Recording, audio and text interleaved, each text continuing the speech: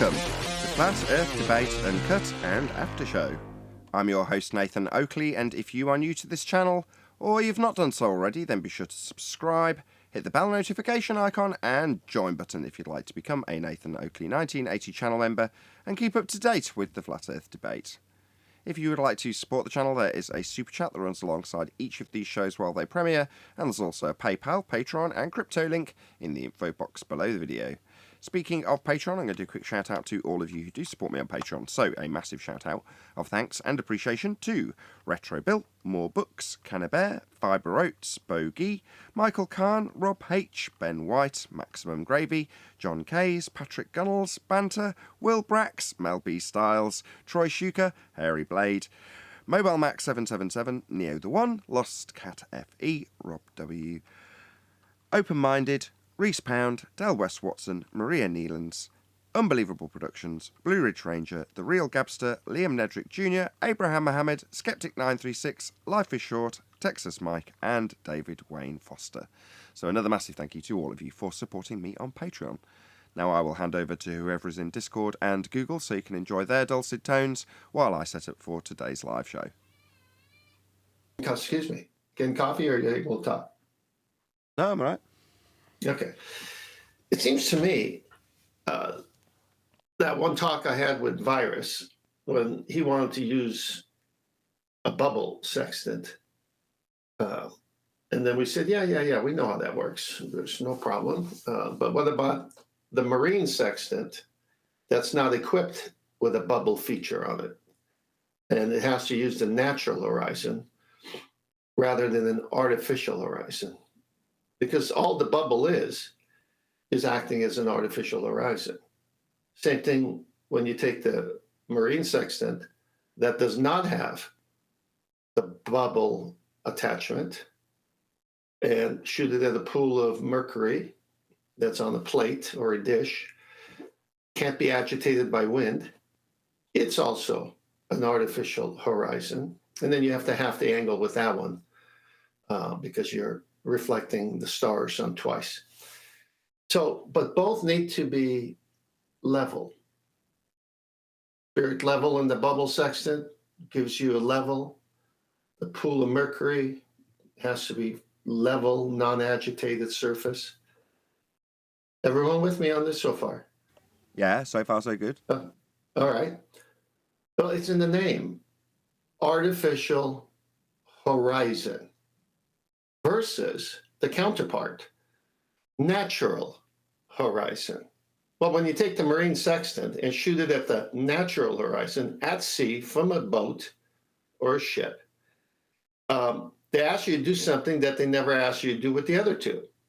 And that's a dip correction, which is height of eye above sea level. Now, since you're not using an artificial horizon at sea, but you're using a real horizon, just let that sink in. Artificial horizon, real horizon.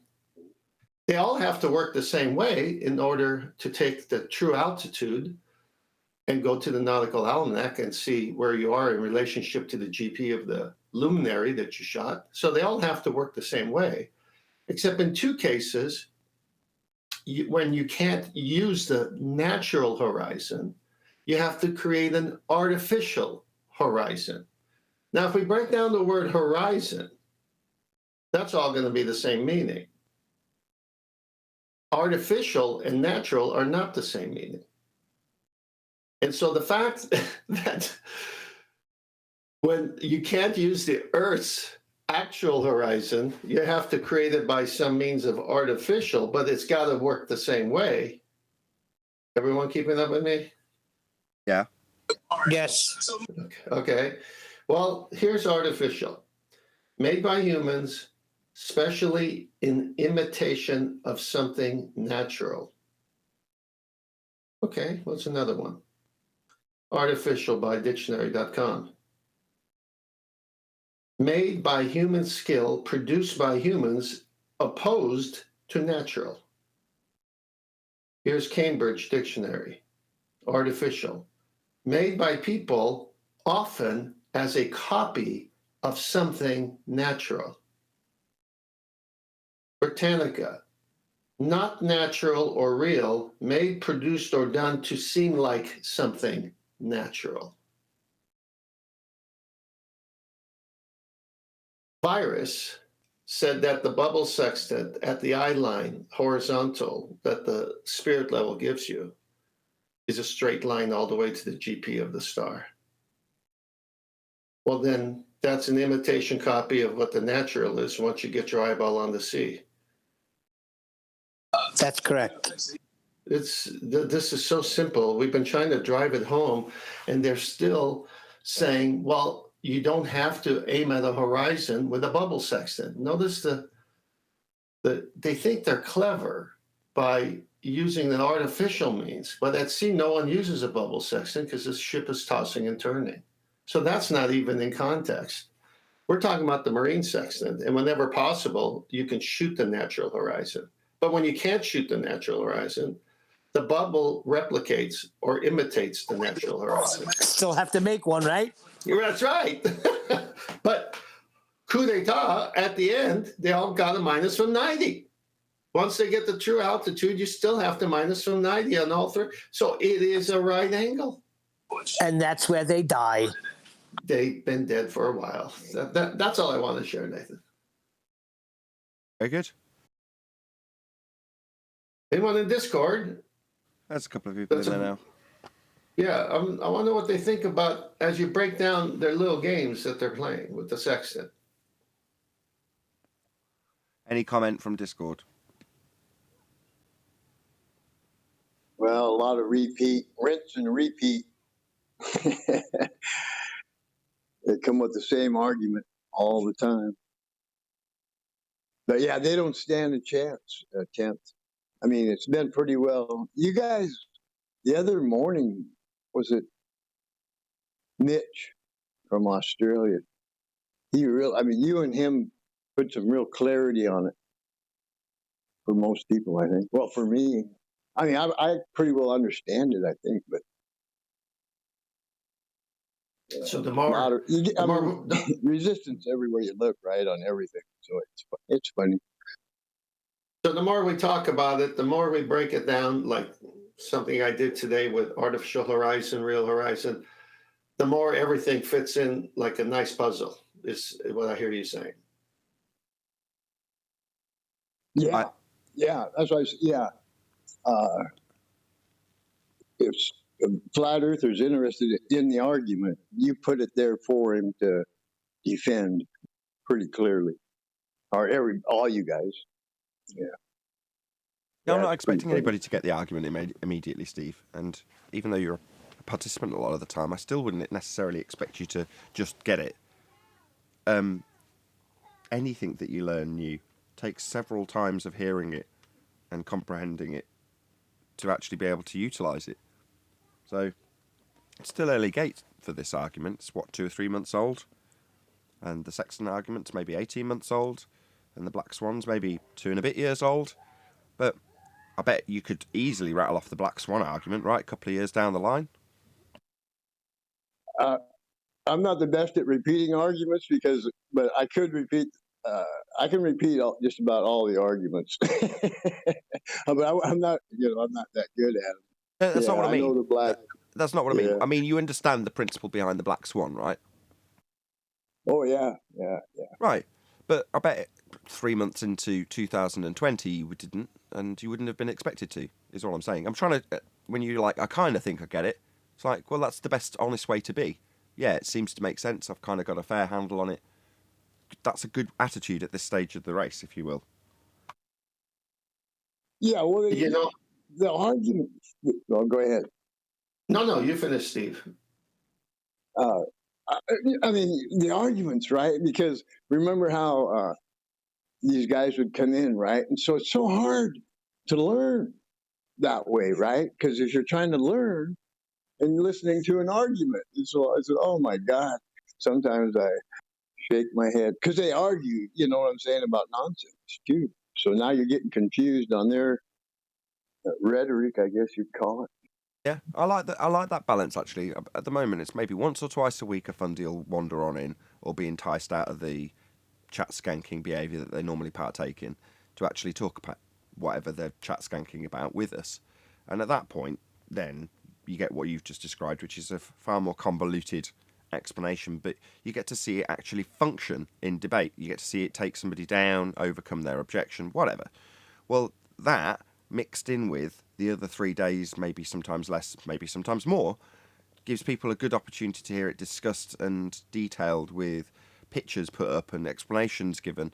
Well, that to me is the best way of doing it, having the information disseminated for the most part in the most calm way there is, and then occasionally seeing any Joe Normie that can just wander into the show and say, "You're an idiot, you don't know what you're talking about," and then watch them have their ass handed to them. That's perfect. The balance, I really like the balance at the moment, is what I'm trying to say on the show.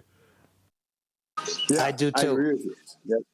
Yep. Nathan, just on this topic, go to Masterby. I put up a slide that was from. We'll do. Just one more note on this before you do, though.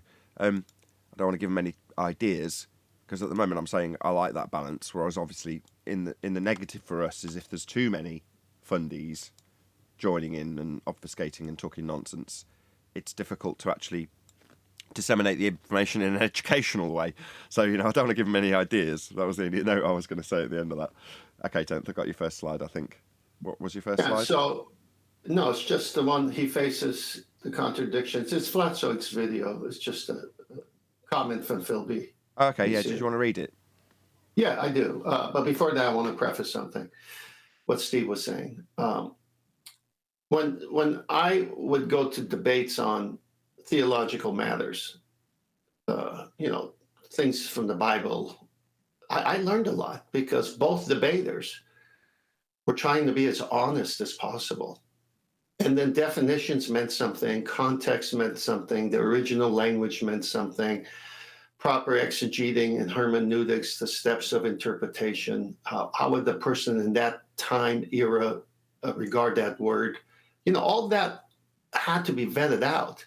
And it was a wonderful debate on, does it mean this or does it mean that? And there was no hostilities whatsoever. Everyone dreams of something like that. But when we have anti-flat earthers and people who come on purpose, who obfuscate, who lay traps, whose intentions are not pure, who can't even define words that everyone else has defined, and we can even take them to the dictionary, and they still say that's not what it means. And then when they go to the other extent of saying science doesn't prove things, when we got whole departments in universities all about natural sciences and how the scientific method proves things, we have a different animal here, Steve. It's not the same. So yeah, you got to watch out for these guys. Anyway, Phil B. Wrote this: where do you find a flat baseline along the surface when you use a bubble sextant or take a reading from the top of the mountain? What map does a very expert navigator like you use? He's meaning me. Does the Mercator projection work for navigation for hundreds of years by coincidence? Where do you think nautical miles comes from? Question mark. Where does latitude and longitude come from? Question mark. What is the historical record of latitude and longitude? Question mark. Why is 60 nautical miles between each degree of latitude? Question mark. Why 60? Question mark. Write down these questions and let's see if you have the courage to talk about them on Nathan's show. Well, I just showed you the courage. I'm talking about it. Okay, how many times, Nathan and Neil and Steve and anyone else, have we covered these things in detail? Almost daily. And this guy, I know it's nonsense. They are suffering. They are in pain. The main bit of that text was the bit where you said it was me, meaning you, that he was referring to. Well, that is the most important bit of that text. The rest of it, as you say, we cover daily. It's just chaff, right? That's all it is. Yeah. Yeah. So hold on. So the main bit is to say your navigation that you do. Because what he needs is to turn this into a claim that just we make. It's just a flat earther's claim that you have to acquire an elevation angle off a flat baseline in order to perform celestial navigation. That's just flat earthers saying that. Well, it isn't. That is just the method of celestial navigation. But at some point in their text messages that I read frequently, they do exactly that. They try and turn it into just merely flatzoids method out at sea. So then we're focused on one individual doing a process that he claims as one individual flat earther should work on a flat plane. Then they can attack him. That's what they need. Yeah, exactly. But let me break this down because it's important. What did I start the show off with? A description of natural sea horizon versus an artificial horizon. And we all know what was said there. And anyone could go to any dictionary and figure this out.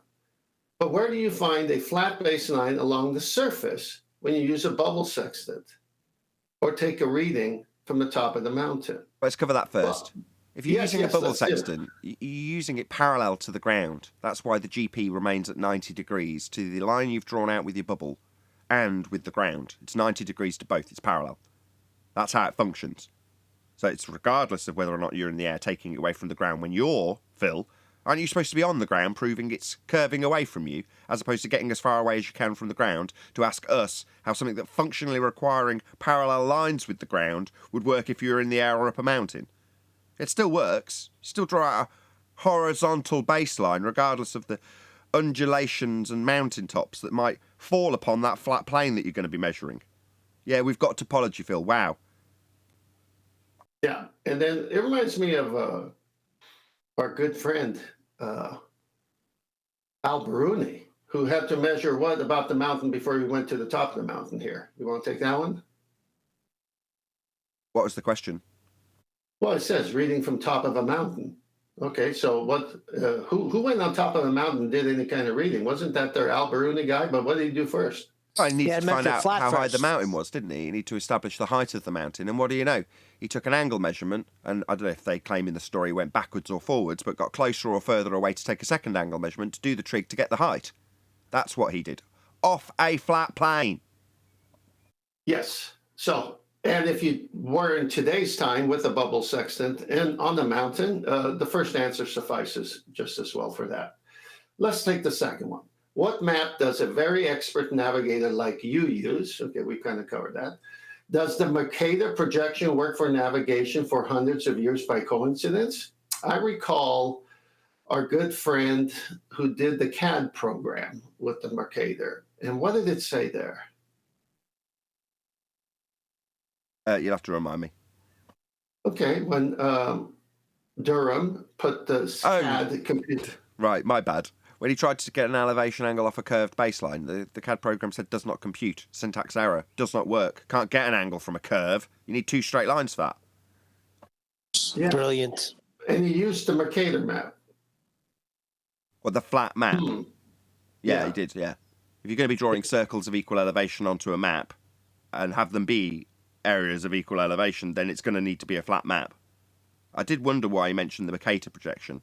Is it because he's got that word projection at the end and he can blag that flat map with a Euclidean grid system drawn on it that's going to have circles of equal elevation drawn out with a compass on it if you're performing celestial navigation and measuring angles off a flat plane, that somehow because he's got the word projection at the end, that makes it spherical? It's a flat map. Mm-hmm. I think we covered that. It's hundreds of years by coincidence? No. It has to be flat. That's why.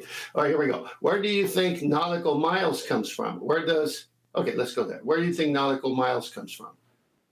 When you say comes from, do you mean is measured by way of an elevation angle measurement to an object in the vertical plane that you then minus from 90 to give you that distance? Is that what he means when he says where does it come from? Or does he mean where does the historical derivation of that mathematical equation come from to be applied in actuality from a flat plane elevation angle measurement? Which one does he mean? He's not clear, but he does mention it a few times later. So let's put this to the side. We'll come back to it. Where do you think nautical mile comes from? Put that to the side. We'll come back to it. Where does latitude and longitude come from? Well, this one's easy. That's a grid system. It's not on the Earth. Correct. That's what we put on the map. Man-made. But the system is a Euclidean system. Same with Earth-centered, Earth-fixed for satellites, right? These are all working on a three-dimensional box system with no curve. There's no Earth curve in any of these Euclidean systems. That's why they're all working on flat maps. We've already covered this. Yeah, no, I know. That's what I'm saying. It's just, it's the whole idea that they want to own this as if it's derived only for spherical stuff. No, longitude, latitude are just lines going vertical and horizontal, making a grid, very much like a Cartesian reference Isn't this system. question how has it come to be, so to speak? If that's the question, then Brian covers this almost daily. Elevation angle Yeah. measurements to Polaris. When he says that you've got a degree change for the latitude lines, what, when you project that onto a sphere? Well, how did you get those lines? Well, you took elevation angle measurements off a flat plane and moved away from Polaris and then drew out circles. What, and that makes it a sphere, does it? No, because if it did, you wouldn't have been able to take those angle measurements to Polaris in the first place. Yeah, but the second question also is about the first. What is the historical record of latitude and longitude? So see, what he's trying to do is saying it specifically only applies to a globe when it doesn't, because elevation angles is how a sextant work, and that cannot work on a globe. So then the sextant can never be used for navigation in this case. What's the historical record for people navigating? Yeah, but you see what he's trying to do. He's trying to say it only belongs in a interpretation for a sphere. But then we've proven the sextant can't work on a sphere. It can't work on a curved The baseline. interpretation is irrelevant. The physical function of the thing is measuring a flat plane, and it can't not be because you're measuring an angle, two straight lines. There is no way that will ever work with a curved surface. It's impossible. It can't work with a curve. So if you're saying, well, historically, we detailed the maps that were flat as being a globe. Oh, well, that's fascinating. Does that translate when you're drawing out a circle of equal elevation? Oh, it doesn't. So it's regardless of your misapprehensions of a long-standing belief that flat maps are actually globe-shaped? No, they're not. And they don't function if they were, because you need to draw out angle measurements on them with 2D circles. That's correct. Okay, now we're back on the nautical miles. Why is it 60 nautical miles between each degree of latitude, which you just kind of answered already? Why 60, question mark? So why 60? Well, elevation angles to Polaris. We've already answered it. So now I think we've answered all these questions. I'm brave enough to bring it on Nathan Oakley's show. Why don't you be brave enough and come on the show and defend this nonsense? Can I say something? I'm going to tell you what it is. Preferably on And a it's Tuesday. also Preferably on a Tuesday or Thursday, Phil, just to keep the balance nice. also a guy in chat named Richie Ruggs. Find out that he's got a cousin that works on making parts for the shuttle. Okay, NASA. Okay. Bill B thinks he's working with satellites. They can't accept the truth, Nathan. Okay. Yeah, I mean, it doesn't matter. They're going to grab a crumb here, a crumb there to try to make the whole loaf. It doesn't work that way. We're breaking down every single thing. Back to what Steve was saying earlier. When I started the sextant research, my jaw was dropping at these statements. I'm saying, can it be this easy to debunk everything? I mean, it's right here in the methodology of celestial navigation. I kept having to go back and seeing if I was seeing things, if I was interpreting. I had to go to the dictionary and learn new words because I hadn't read them before, because it had to do with, sailing in a sense with the sextant and all these different things. But then when you say, it's like the whole thing was jumping out of their books at me saying it's flat, you can't get an angle without, with a curved baseline. I'm saying, but at the same time, they're saying it's a sphere. This is violation of the law of non-contradiction. Okay, I'm going to do some more research, make sure before I come out with this. Then I started arguing with myself like a baller would, and I said, if I say this, they're going to say this. Then I go find a reference to annihilate that. And so I put in over a year of silent study. But the only people I talked to was my best friend who owns the restaurant, my wife, and my kids. And I said, what do you make of this? What do you make of this? Because I wanted to see what their first responses were. And they're saying, well, that's contradictory. Well, duh. I mean, that's horizon, artificial, real, horizon. Well, artificial and real, those two we've kind of expressed are two different things, but horizon and horizon are the same thing. And what's the word horizontal come from? horizon? What's horizontal? I mean, everything started to fall into place. I said, oh my gosh, this is going to be killer. And then, the rest is history. Now we're at this point of it. And we've got John using the information and ready to use the celestial sphere to take on anybody. And we got him turning his kitchen into a globe. This is, I've never saw that, but it's fantastic. I was just going to say, when you turn your kitchen into a sphere, that'll give you a lot of confidence. I just can't believe we didn't spot it sooner. It's one of those things that, when QE talks about the sky vacuum and his sort of reluctance to tell you the original story of how he came to find that information out, because in his way of describing it, he's almost like he's embarrassed about it. Why didn't I spot this before? Well, I feel a similar way about this particular argument, because it's like listening. I know it's always going to be the quintessential example, but red rhetoric discussing the elevation angle measurement to the moon that's going to have an R value inserted into it, and then the argument going into a false dichotomy where, well, it works just as well on a flat plane. Somebody even pointed out that Neil deGrasse Tyson even highlighted that. So, well, this does still work on a flat plane. It's like, okay, at the time you think, well, should we rejoice about that? He's describing how it could work on a flat plane too. Well, no, because it can't work on the sphere. It had to work on the flat plane. You had to get an angle measurement first. So even Neil deGrasse Tyson's declaring that it could also work simultaneously equally well if you measured the sticks and shadows on a flat plane. Like, no, you've got to measure them first on a plane to get an angle, to then insert your R value and claim that the angle you took from a plane is actually a curved surface. That's why they disclaim it. They need it. Just we never spotted it. I shared that show one time with you where I watched Neil deGrasse Tyson say that Eratosthenes' version can work on the flat plane. And then he went on to say, but if you dig 3 wells, then it can't. And I said, no, you dummy. It can, obviously, because the sun is moving and the angular distance of it is obviously getting lower and lower in the sky. But he doesn't really answer it. He just says, well, if it's two things, a close sun and a far sun could work either way. But when you do a third one, and I said, well, we'll prove it. Do a third one. It falls apart. Well, if he did, what's he going to do? Do the third one and measure an elevation angle to the celestial item that he's claiming will work at a third position? As soon as he measures the angle, it's like, well done, you just proved a flat plane. You've measured an angle to it.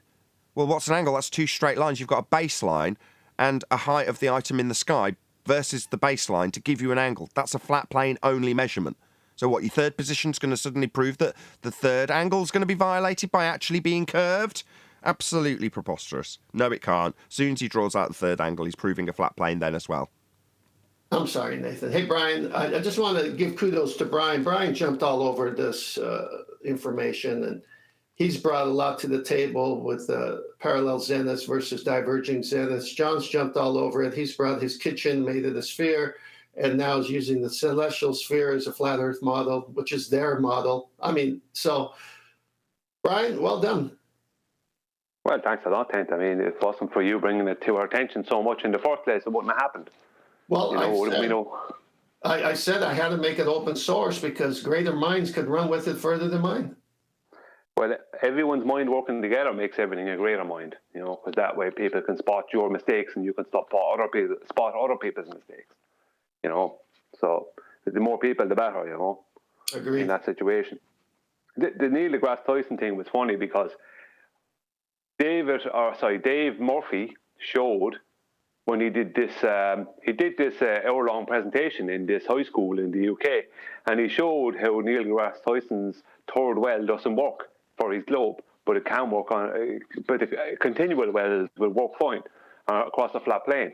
But for his globe, and what he was trying to do, the third well didn't work because it didn't meet the center of his globe. He had to move it a different distance away from the second one. Different from the first and second well, where the distance between the first and second well and the second and third were different. And the reason they were different is because he needed to do that to try and make it work. It didn't work for him, even using parallel sun rays. And that may be true, Rabbit Dog. But he's going to have to measure an angle first, isn't he, Brian? I know. Yes. Flat Earth. Yeah, that's the strength of the argument, because if you just in your mind's eye imagine a plane, a surface, say desert, and at one other end of that plane put a stick, in the middle put a stick, and on the other opposite end put a stick. Now, nighttime's ending, daylight's coming, the sun comes up in the air. How are the shadows on all those three? Well, it's going to be over one of them, and if it's on directly over, you're not going to have much of a shadow. But the other ones are going to have a shadow because the sun's an angle to it. Then it comes over the middle one. Well, what's it look like on the other two? They're going to have shadows representing the position angled from the sun, obviously. We know what shadows are. We've seen afternoon shadows at parks where the trees look like a mile long when they're only 20 feet tall. So then if it finally goes to setting or going away from us where it appears like a setting, then all the shadows reverse. It goes the other way. So what's the point? You still need an angle elevation, which needs a flat baseline. I got a big smile on my face right now. Yeah. And it's appropriate as well, as much as it's annoying or frustrating or embarrassing to say I didn't spot this or none of us spotted this up until now, while we were letting ourselves be duped by a false dichotomy when they just claimed that it could also work on a flat plane. Now that we see the trick, it all the dominoes fall into place, don't they? Because you go, yeah, I understand now how that argument back in the day, back in 2015, relates directly to this. They all interweave. That's the trick. Taking a flat Earth angle measurement, and where it absolutely must be used, occasionally disclaim that, yeah, this could work on a flat Earth. There's a whole load of reasons it doesn't, but it could work on a flat Earth because they're going to have to utilise it at some stage, like Al-Biruni. So show it on a flat plane, laugh about the fact that you're getting it off a flat plane, then just move forward and bend that angle that you just took, violating the angle measurement in the first instance for Al-Biruni's height of the mountain that he goes up to derive an R, with a line to a straight position that we haven't got because of atmosphere. It's riddled.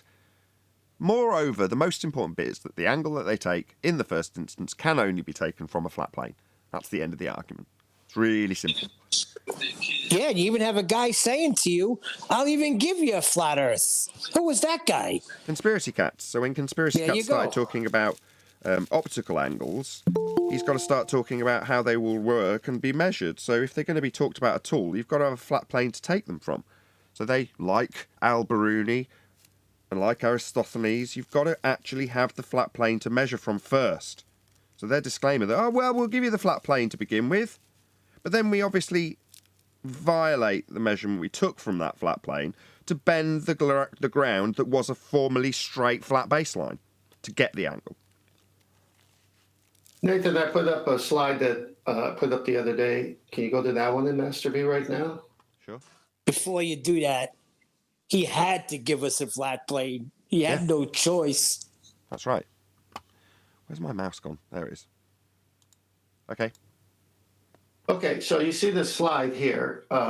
It shows the celestial sphere, and in the middle would be their Dingleberry Earth. But in this slide, they don't show the Dingleberry Earth. They show a wafer, a disk called the horizon plane. It emanates from the center where the Dingleberry Earth would be, all the way to the edges of the celestial sphere, which is infinite to them, because it's all imaginary. The whole celestial sphere is imaginary.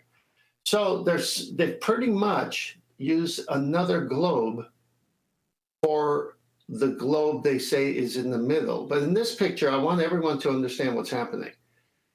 All the measurements are done from the surface of the Earth, and they have to be flat. Elevation angles prove it.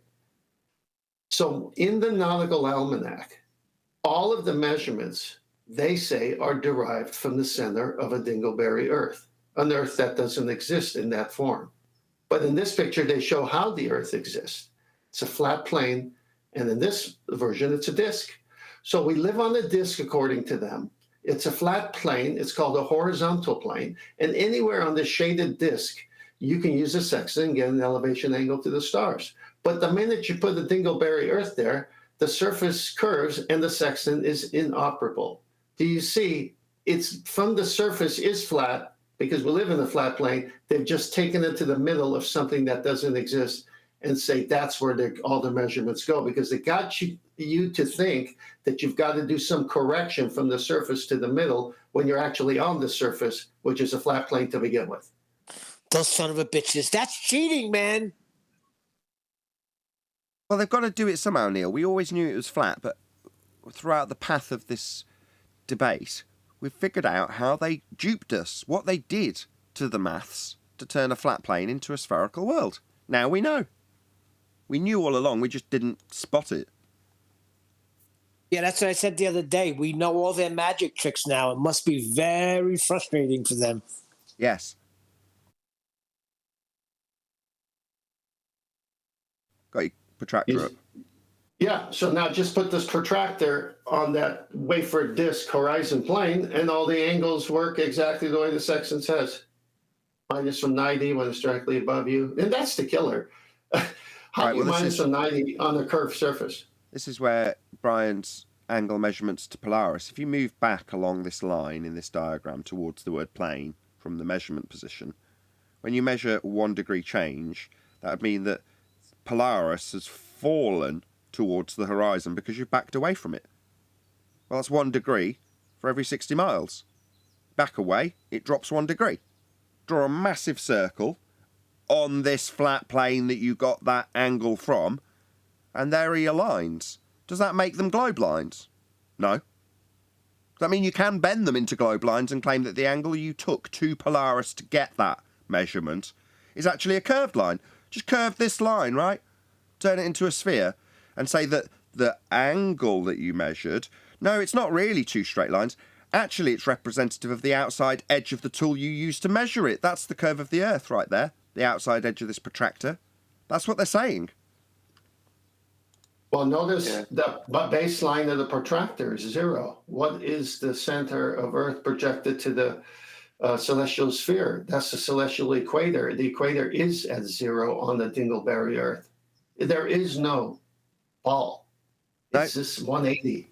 It's only a flat plane. It's how we measure, and it's how your ball was born. Well, it comes back to your point from many years ago now, Nathan. It's perspective hijacking, because the 1 degree per 69 statute or 60 nautical miles, that is purely a perspective drop. You know, it's a perspective issue. It doesn't work orthographically, but it works from frontal perspective view. So it's a perspective issue. That's that 1 degree drop. It's a perspective issue. Right. And that's the very thing that they've hijacked and they have denied and that they have ignored. I mean, perspective is nowhere in their model. There's no perspective in their model because the model is always orthographic, isn't it? Right. Yeah, what we have is a perspective relationship with the stars. And while I can't explain that, and I don't attempt to, I know how it's utilised. So that's all we're detailing. And the height of Polaris in this instance isn't relevant to the measurement or the observation that as you back away from it and it drops towards the horizon 1 degree, you've actually travelled a distance of 60 nautical miles. That's just the angular relationship that you're presented with. Angular. Sound familiar? Bit like perspective, right? Angular relationships. Hashtag shit shrinks. If this was a building in this diagram that Tenth has put up, and it just happened to be a 3,000 mile high building, and you backed away from it, you know what would happen? It would get smaller and closer to the horizon, and that's precisely what you see in the stars as you back away from them. They get lower. And that angle that is measured off a flat plane is how that relationship's described and then transposed onto a spherical surface, because they then say you've got a ball around this position that you're observing, and the angle, which was 2 straight lines along a flat plane, directly relates to the surface being the outside edge of a protractor, i.e. a globe Earth. They also can do this, in my opinion, with airplanes that go away from you, seem to get lower to the horizon, as Mitchell's drone showed, as it went away, seemed to get lower to the horizon. But how about clouds? We actually see clouds touching the surface of the sea when you see far enough on a good clear day. Are the clouds really touching the surface of the sea? If that cloud has over the Earth, it would be its GP, directly over the Earth. And so if it's 10,000 foot clouds over you, and let's assume it's the same kind of weather pattern way out there, it'd be 10,000 feet above whoever's over there. But because of your perspective and the angular relationship, it looks like it's touching it. It's not going over a curve. Exactly. Sometimes I wonder how we even thought that we lived on a sphere. What the heck was wrong with us?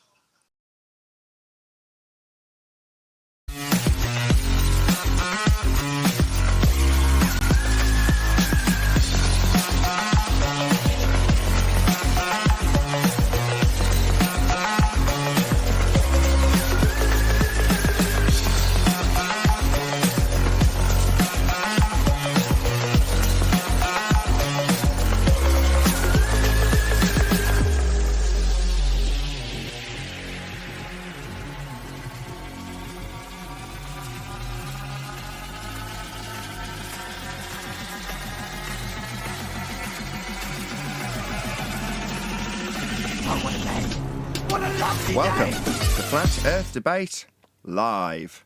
I'm your host Nathan Oakley, and if you are new to this channel, or you've not done so already, then be sure to subscribe, hit the bell notification icon and join button if you'd like to become a Nathan Oakley 1980 channel member and keep up to date with the Flat Earth Debate. If you would like to support the channel, there is a super chat that runs alongside each of these shows while they are live, and there's also a PayPal, Patreon and crypto link in the info box below the video.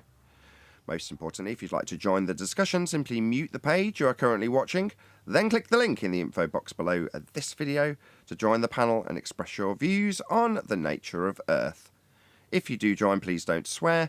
If you do, you'll be ejected, and if you are, please don't try to rejoin the stream using sock accounts. You'll be warmly welcome back on the next stream. Please also share the show on social media. Sharing the show obviously increases the live audience, but this in turn increases the chances of a more diverse panel, so please share the show on Facebook and Twitter. Now, we are joined by Brian's Logic, 10th Man, Neil, Eli, and a whole bunch of people in Discord, so welcome one and all. Hello, hello, hello. Hello! Good to have you all. Good to be back. Any evidence of a physical geometric sphere-edge horizon, formerly known as the curve of the Earth? That's just silly.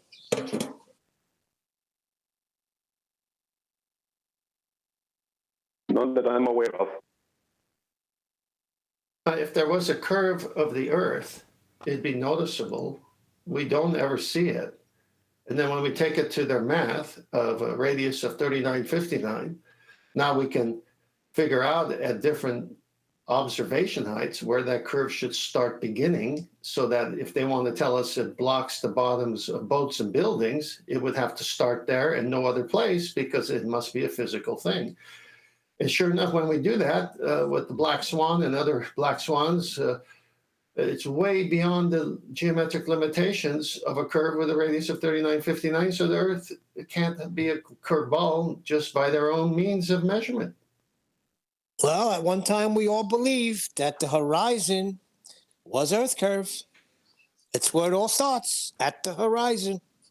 If they implant in your mind how your eyes work, that proves there's a curve, and the horizon and the compression angle of the deck, the ocean, and the bottom of a hull of a ship, that means it's disappearing bottom up. And without explaining to you the real reason why you see that effect, yeah, they can fool a lot of people, like David Copperfield making a whole car disappear right in front of you.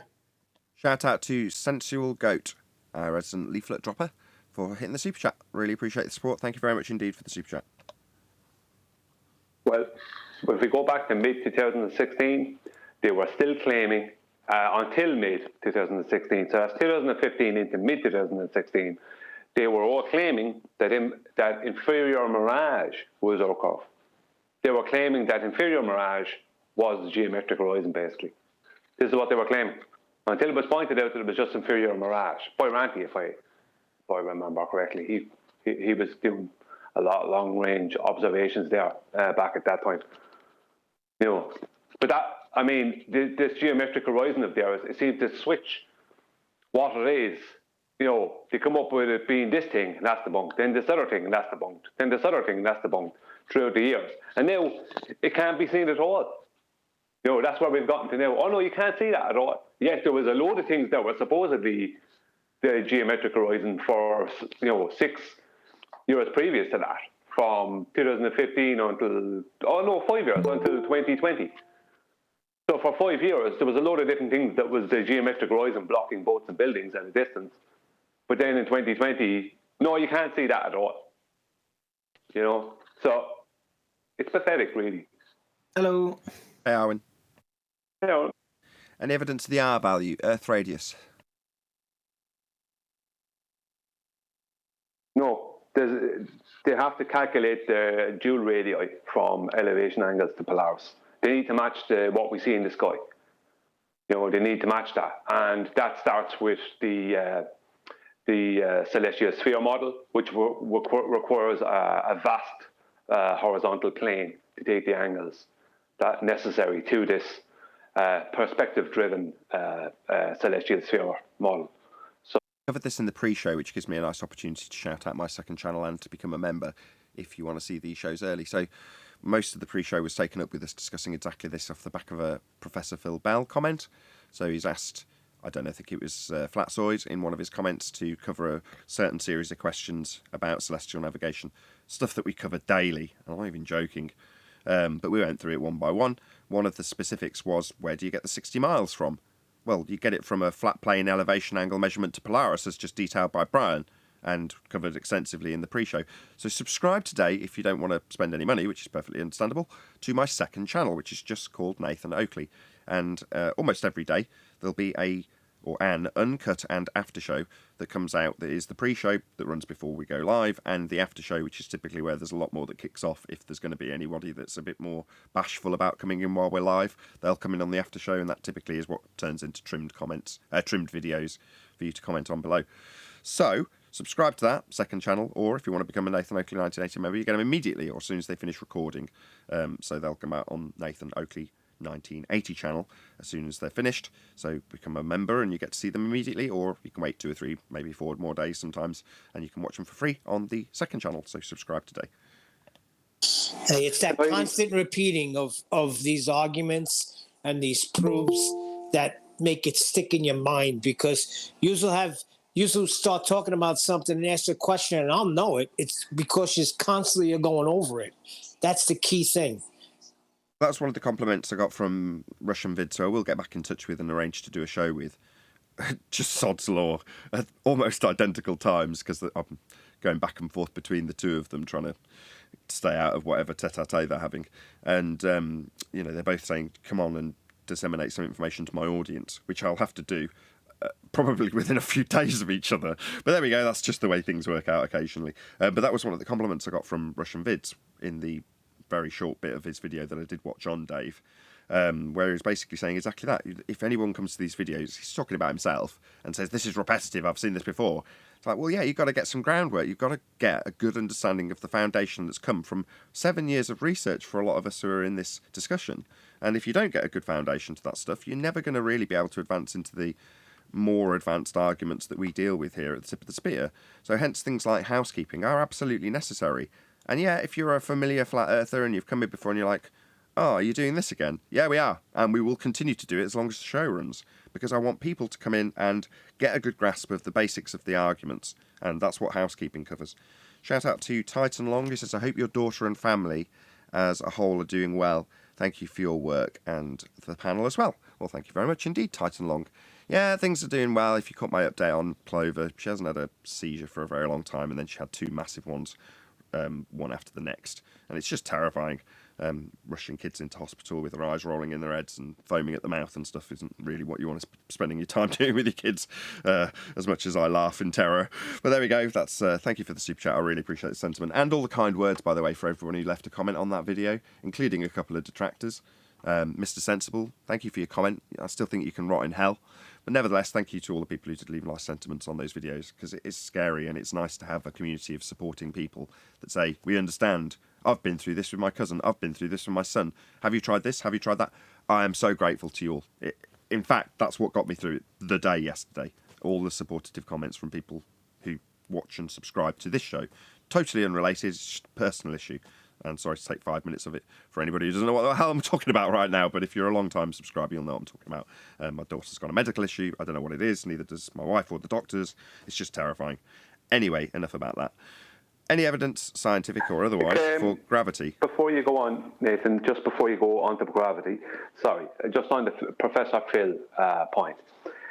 Professor Phil asking, and a lot of the ballers have asked this question, where do you get the 60 nautical miles from? It's like, the 60 nautical miles come from minutes of degree, 60 minutes of degree, which is all based around the Babylonian system of 60, yeah? That's where it comes from. But what he should be asking is not where do you get the 60 nautical miles from, because they're just minutes of degree, one for one. A minute of degree becomes a nautical mile. What he should be asking is not where does the nautical miles come from, the 60 nautical miles come from. He should be asking where did the degrees come from? Because they're degrees of what? What are they the degrees of? A circle. No, an angle. Yeah, same thing. You're You're both right. Yeah, that's not bandy words. You're both right. Doesn't matter. Not important. Yes. Yeah. Degrees of a circle. An Yes, angle. but both right. Yeah, but the point that I'm making is the degree of an angle. Bad. No, Hold the on, degree- Eli. Don't that's it. sabotage the point. It's all good. The point I'm making is that they're the degrees that are the degrees of an angle. You measure the degrees with a sextant, which is 1/6 of a circle, but the degrees are the degrees of an angle. An elevation angle, that's where you get the 60 nautical miles from. They're converted from your angular measurement. And what does an elevation angle require? A horizontal baseline, Flat 90 baseline. degrees. Yeah. So that's where your 60 nautical miles comes from, Phil. That's So I correct. say circle because yeah, we're saying the same thing. It is a circle, but people think that they own circle, and we're saying something else. No, yeah, it is a circle, like on the protractor, because the only way that you can measure degrees in that circle is if the bottom of that protractor is flat, Yes. which is exactly what we're talking about. Yes, and when you look at any videos and you see an acute angle, it's not 90, it's less than 90. When you get a right angle, it's 90. And when you get a semicircle, the protractor, if I'm saying it correctly, it's a 180. Well, as you continue the angle and do a full rotation back to where you start, that's your 360 two-dimensional circle. That is not a sphere or a ball.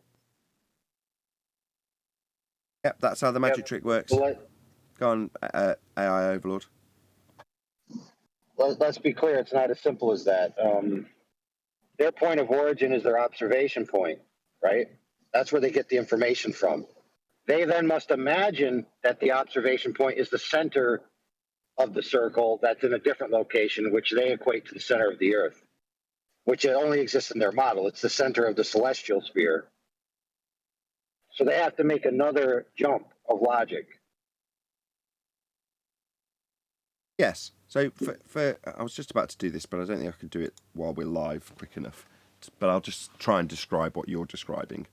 On this picture of a equatorial plane with the dome of the heavens over. Again, this was discussed in the pre-show as a perspective view, i.e. you move away from this position, which is two straight lines giving you an angle to Polaris, and you end up with your 1 degree drop of Polaris in your perspective view because you've backed away from it, representing 60 miles that you've moved in terms of the distance corresponding to the 1 degree. Now, what they'll then do is take this protractor, which was giving you the degree measurements, and stick it directly on top of, let's just bring it back up, this. So you have a protractor that sits over the top of the measurement position. Yeah? So if you imagine a protractor where my mouse is moving now, like the one I just had on screen, sitting over the top of the measurement position. And on that protractor, we're going to say that the baseline and the elevation angle to Polaris is going to be about 60 degrees or 50 degrees, say. Yeah, here's your straight line along the protractor at 0. That's your baseline. And here's your measurement angle, 50 degrees. Let's just go back to the picture. You can now all imagine, I might do this for the thumbnail, the protractor sat over the top of it. Well, now what the globe Earth does is say that the outside edge of the protractor is actually the ground. It's actually the Earth. And your measurement is from the centre of that protractor. Yeah? So you're standing at the centre of the sphere Earth, because the protractor I'm drawing over the top of this measurement position, where you're actually standing, holding a sextant, measuring an angle on a flat baseline to Polaris, that's got a protractor over the top of it. And the protractor over the top of it that you're measuring the angle with, that's actually the ground. That's the globe. And you're at the centre of it.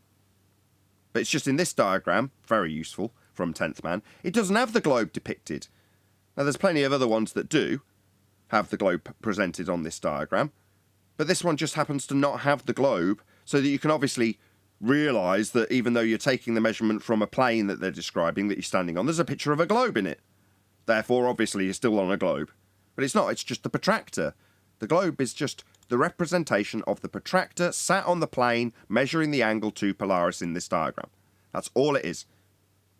Nathan, That's correct. Nathan, I put 2 images of Masturbate to show your point better. Perfect. So you've got a dome with a dingleberry Earth dangling beneath, but the bit that you're actually going to be measuring, you've got this guy shown in this depiction on his back. Now, they'll say that the angle you measure along this tangent plane that's sat on the top, not middle of the sphere, is an angle that you'll measure and then transpose, if you believe you're on a sphere, to the equatorial plane at the centre of a presupposed spherical Earth, back to this diagram, where you're at the middle. So on this one, they're saying, oh, well, you've got a dingleberry Earth dangling beneath you, a tangent plane to measure the angle, so back to, let's say, the Polaris is up here at about 50 degrees. Well, there's your flat baseline, at a weird angle in this diagram, of course, to confuse you. Here's your 50-degree angle up to Polaris. Yeah, so there's your protractor over the top. But then suddenly it doesn't work mathematically. So they have to move the angle down and tell you that all the light runs parallel, so it's really the same as measuring it from the centre. No. All they're doing is this. That's what you're actually doing. You're actually measuring an angle. You are actually standing on the surface, and it does actually correspond to this, a flat plane called the celestial sphere, with an equatorial plane at its centre that you're standing on. That's our world. That's how they've tricked you. They've taken an equatorial flat plane and turned it into a protractor sat on the top of it. Hey, Nathan, That's real correct. quick, you got a question in Discord if you don't mind. Hang on, Nathan, show the other slide I sent you. I put it on. No, not that one. No, the one with the protractor on top. Yeah, that's what I have. Oh, okay. I'm sorry. Go on the hammer. Fresh grown flowers, are you there? Or I can read your question. He's in voice chat. Fresh grown flowers. You're not on mute anymore. Did you want to tell us what your question was? Yeah, sorry about that. And you guys may have already touched on this, so I apologize if I did miss it. It would still be good just for my own information to be able to give back as a rebuttal in the conversation outside of here. My question is, why, when making these calculations, are the movements of the Earth and the GP itself not taken into accountability? When you say the movement of the Earth is considered fixed. So for the satellites, it's Earth-centered, Earth-fixed. So the stars are moving over the top of you in these navigation methods. Well, that would give away an indication of a stationary Earth, correct? Yes. Yeah, and so that's my question: is in their calculations, since they're presuming that the Earth is rotating, and no, they're not. No, just listen again. No, they're not. Okay. Your understanding is that because globe believers are under the misapprehension that Earth is moving, therefore celestial navigation and its process also would assume that Earth is moving and there's some sort of get around. No, they don't. They assume it's fixed. They assume it's not moving. Brian, do you want to just reiterate my point?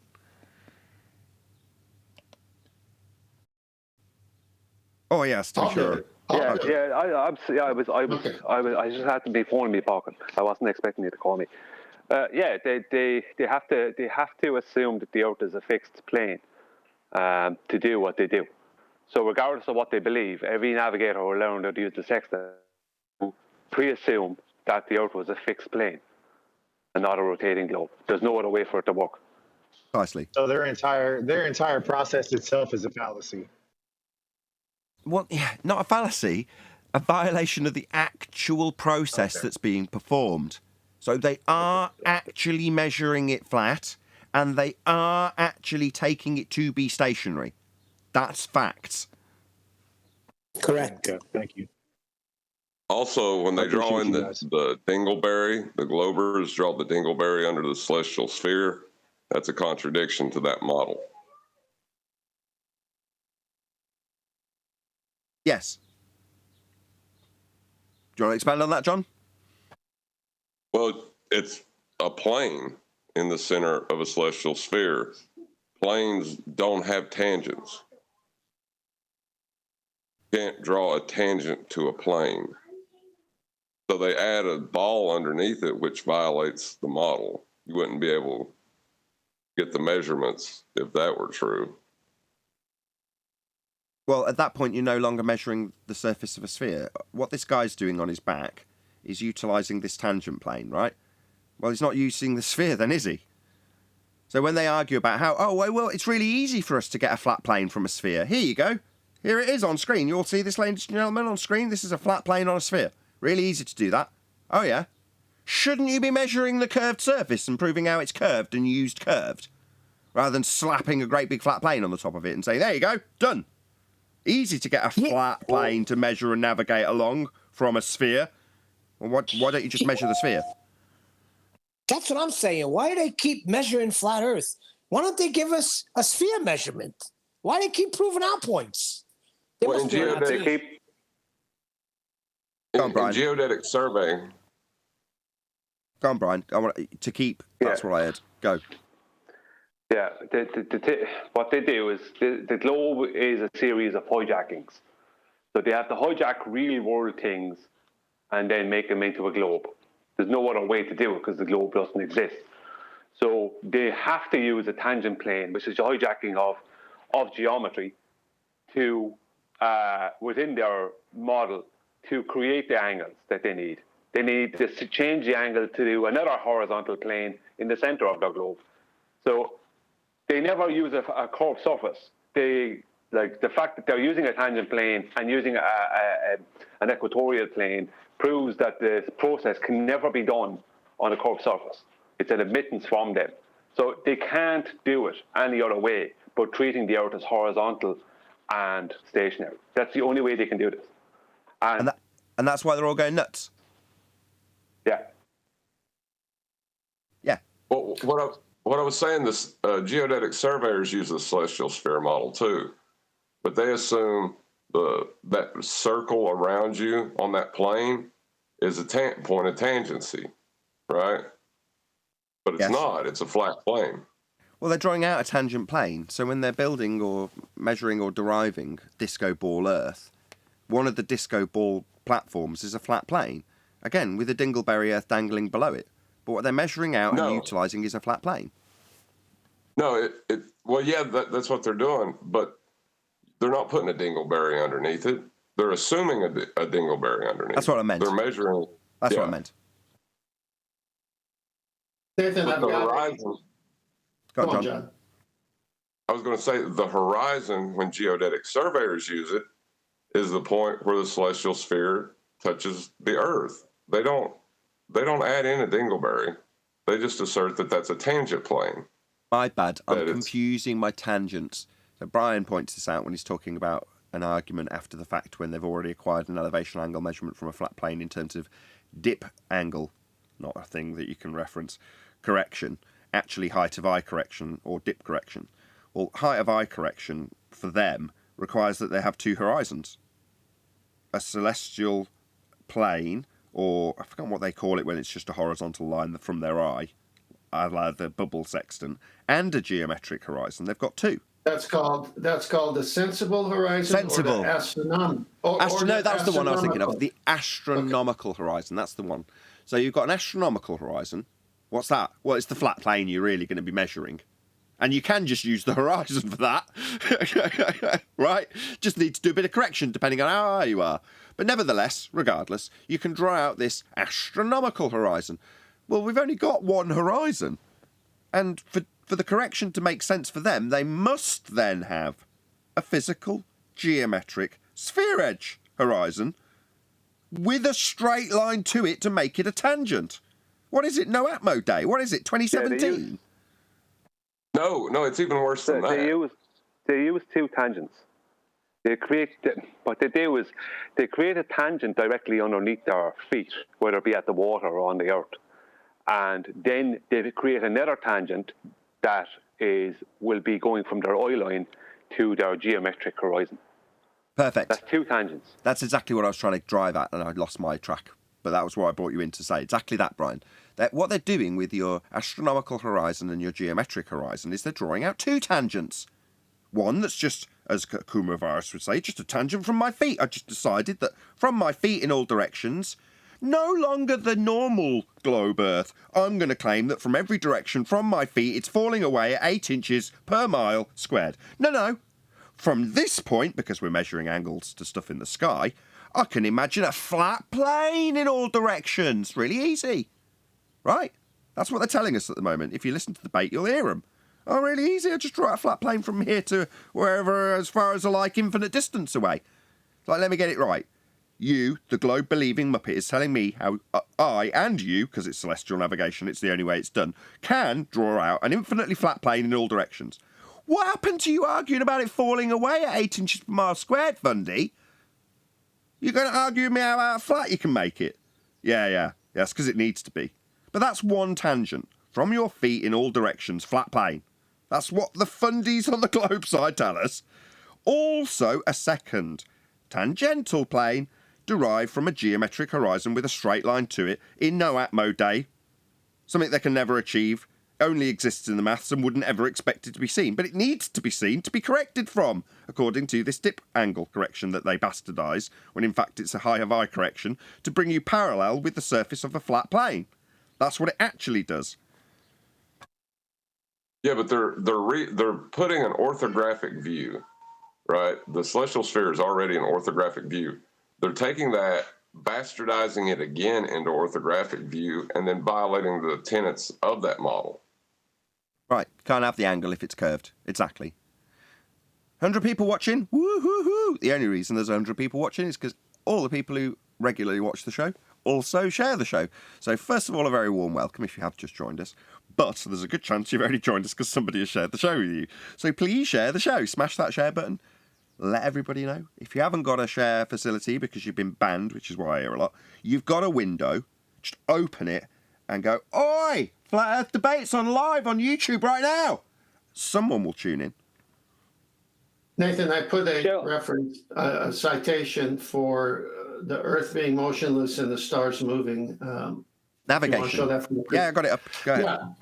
Yeah, right under the image of the sun, concentrate on the sun side, it reads, "In order to know the geographical position of the sun, you must know the exact time of day. In celestial navigation, for conceptual convenience, it is assumed that the Earth is motionless and all the activity is celestial." There you go. Who was it that asked about that? Was it the no? It wasn't the hammer. It was fresh grown flowers. Did you hear that? Again, please. Can you read it again, please? Yes, I will. Hold on one second. Okay. In order to know the geographical position of the sun, you must know the exact time of day. In celestial navigation, for conceptual convenience, it is assumed that the Earth is motionless and all the activity is celestial. So the movement's the celestial movement as opposed to the ground movement. So we are considered stationary. Now they say, they put a few weasel words in for conceptual convenience. No, to match physical reality. But because this book will be written by a fundamentalist religious zealot with a fundamentalist globe belief, they will make that weasel word disclaimer. I called a navigator who has a YouTube channel and talked to him directly over the phone. And I asked him, why is it we do this? I thought the Earth was supposed to be spinning. his answer to me was, brace yourself, because it works better that way. Well, it's not contradictory to the model to do it that way either. Well, it is, because the model's heliocentric. The model it absolutely is contradictory to the model, because the very defining point of the heliocentric model is that the sun is at the centre and its movements are caused by our movement. That's the very premise of the system. So if you say it doesn't contradict with the model, well, no, a geostationary sphere Earth model might have that claim. You're missing the argument that John is making that the celestial sphere is the flat Earth model. Oh, is he always getting that past me? I think he does it deliberately. Yes, indeed, John. Yes, it did slip me by. And I like it. It makes me smile every time it happens. Keep it up. Right. The heliocentric model. Go on, John. Hold on, Brian. Just one sec. Go ahead, John. I was going to say the heliocentric model is just a misinterpretation of the celestial sphere model. So there is no heliocentric model. It's just delusion, mathematical bunk. And I keep forgetting that, which is why I'm smiling from ear to ear, because I want to be reminded that. It's like saying you're going to need R for that. I take great pleasure in pointing it out. But it's just as much fun to have that creep up on you and you go, what do you mean? How could I possibly be wrong? Oh, yeah, of course, because this is just a derivation of the celestial sphere model, isn't it? And I like that I forget and you point it out, John. I'm glad you're here. It makes me laugh every time. Let me ask a question real quick so Richie can be answered. He says that Earth is flat enough for the sextant to work. Time me out. Really? Explain to him how... Hold on. Earth is flat enough for the sextant to work. Yeah, it needs to be perfectly flat to get an angle. That's what an angle is, 2 straight lines. Richie, the globe believer. Meanwhile, aren't you supposed to be arguing that it's 8 inches per mile squared curving Earth away from you? As opposed to arguing with us how flat it could be to work. It needs to be perfectly flat to work. That's what an angle is. But right, yeah, but you don't understand that there are no flat surfaces on a sphere. That's all. None. At all, ever. No, that's right. But flat enough. Shouldn't you be arguing for it being curved? What's going on here? John, I have a question for you, if you're there. Yeah. Yeah. Are angles taken orthographically? And if not, why not? Well, the orthographic view is the geometric representation of the angle, right? Not what he asked. Are they measured that way? No. No. Good again. I'll answer you. No, they are not measured in an orthographic that way. They're measured in a first-person perspective way. Well, they could be. But they could be. Let me ask the question again. Are angles measured in orthographic view? And if not, why not? That's the important part.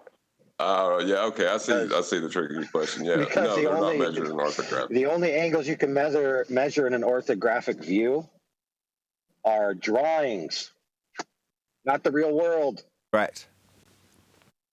Yeah, the whole basis of an angle, and even if you want to bring angular size into it, is that it's an angle. It's not orthographic. You don't see actual sizes, actual heights, actual anything. You don't know that. What you're doing is taking an angle. You know, it's a frontal perspective tool. It's not something you use and measure orthographically. You know, it's got a name. It's got a name. Outside of a piece of paper. It's got an actual title though. When to distinguish, you know, drawing a man on the left-hand side of a piece of paper and a star on the right-hand side of the piece of paper, and then drawing a baseline that's flat, and then drawing an angle up to the star. When you actually do it in reality, stood on a boat, looking at the star, levelling out your tool with the horizon, that's got an actual title, a type of angle. Do you know what it is?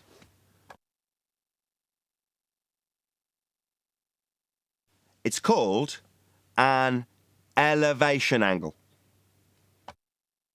Well, hold on. The reason I said that is because Eratosthenes was standing on the side of his measurement to get his angle. So he was looking at it almost in an orthographic view when he took his measurement. Oh, no. Au contraire, that's how it's presented to us. In reality, when he took the measurement in physical reality, he had to take it in the first person and utilise a flat baseline to do so. He took an elevation angle measurement. Yeah, but he didn't take it from where he was the vertex of that measurement. You can only acquire it from the vertex. Well, yeah, he used the protractor at the vertex. Yeah. He used the shadow and the... Yeah, well, that's taking it. That's measuring it, though, isn't it? Yeah, but he didn't use his eyes as the vertex. No, but my point is that when you stick a protractor at a point, what you're not doing is looking at the side of your own head and the sun over a well in a completely different location 500 miles away and seeing both of them on the page with a protractor dropped on the angle. You stood holding it at the point that the angle's measured. That is the vertex. Could I just state that there's something we've been looking past with this whole Alberoni thing, and especially since Adam pointed out that he had to measure the mountain before he could go up it and make globe determinations. All he had was an angular size to the mountain. How did he determine the actual height of the mountain just off an angular size? Why would he be taking an angular size to the mountain if he already knew the actual height? It would make No, he didn't. No, he didn't. He moved. And the difference between the angles with a triangle and basic trig gave him the height. Yeah, but all he has is degrees. He doesn't have feet and inches. That's my point. Yes, but he can derive it once he's got the difference of the two angles. That gives him the height. He doesn't know the actual... The point I'm making, I think you're kind of missing it. The point I'm making is, why would he be taking an angle at all if he already had the actual height? He doesn't. He wouldn't be. He doesn't. Yeah, but this is my point. Where does he... He can take an angular size, right, or an angular height, an elevation angle, or take an angular size measurement. The point I'm making is, all he has there is degrees, and minutes of degrees, and seconds of degree. He doesn't have an actual feet and inches height. He does at the end of the calculation. He does at the end of the calculation, though, Brian. You can get how? Because he's moving backwards or forwards, and the difference between the two angles he can calculate with the trig to give him the height. That's how it's done. No, he can calculate two different angles. How is he making the transformation from degrees to feet and inches? That's my point. It doesn't have to be in feet and inches. It can be in anything. But the point I'm making is that how does he know the actual height of the mountain without having a feet and inches value? It doesn't matter. All he has is an angle. Okay, I'm trying to repeat the same thing. Maybe John will have better joy. Go ahead, John. The law of sines. That's the one I was trying to remember. The law of sines, when I said he did basic trig. Correct. Couldn't remember it. Great. So I can take the height of a table from me in the distance, right? And I can move closer and further away from it and take the same, I take an angular size again of that table, or angular height. I could take an elevation angle or take an angular size, right, of that table. The point is that all I have is degrees. I don't know the feet and inches of that table. If you know the distance to that table, you have one leg of the triangle, and you can use the law of sines to calculate its height. Exactly. Yeah, but that's what he did, Brian. You're missing the point. I'm not missing the point. Okay, yeah. Up until this point, I suspect you didn't realise he could actually get the height of the mountain by doing this. I do know that. I know about distance, and I know about the distance. If you know the distance, you can get the size. So if you know the size, you can gain the distance. I know about that. The point I'm making is, what was the transformation? I mean, he might go, I'm this far away. What is this far away? This far away in what? I've already said that. Meters, feet, I've already said inches? that. It doesn't matter. You can do it in footsteps. It makes no difference. If you want to say at the end of it, so long as your value's the same, as long as you use the basic trig, law of sines, to actually derive the height, and you give that height in footsteps, so what? You just know how many footsteps high the mountain is, as opposed to feet or meters. It doesn't matter. Were feet, meters, inches, were they all millimeters? Were they all around back then? What did they use? That's my point. It was probably stadia. It doesn't matter. The value is irrelevant. It's arbitrary. The number that you ascribe, so long as it's a value that you can say, I've got it in duck lengths. Well, what's the standard length of a duck? Well, it's this long. Okay, it's that many long high. That's all it means. It doesn't matter. It's completely arbitrary. Yeah, but you're missing the point. I'm working off the official claim. There's nothing in the official claim. In the official claim, they use feet and meters. They're using mostly feet and meters, right? In the official claim. But that's not what he had. The point I'm making is, what I'm trying to get to is, how did he know the exact height of the mountain for it to give him an 8 inches per mile squared calculation? Well, that's the thing. 8 inches. The thing is that they applied the transform equation to his rhetoric. So whatever it was, it could have been like Nathan said, duck lengths. If you know the length of a duck, you can transform that into meters and inches. And that's all that they've done. Yeah.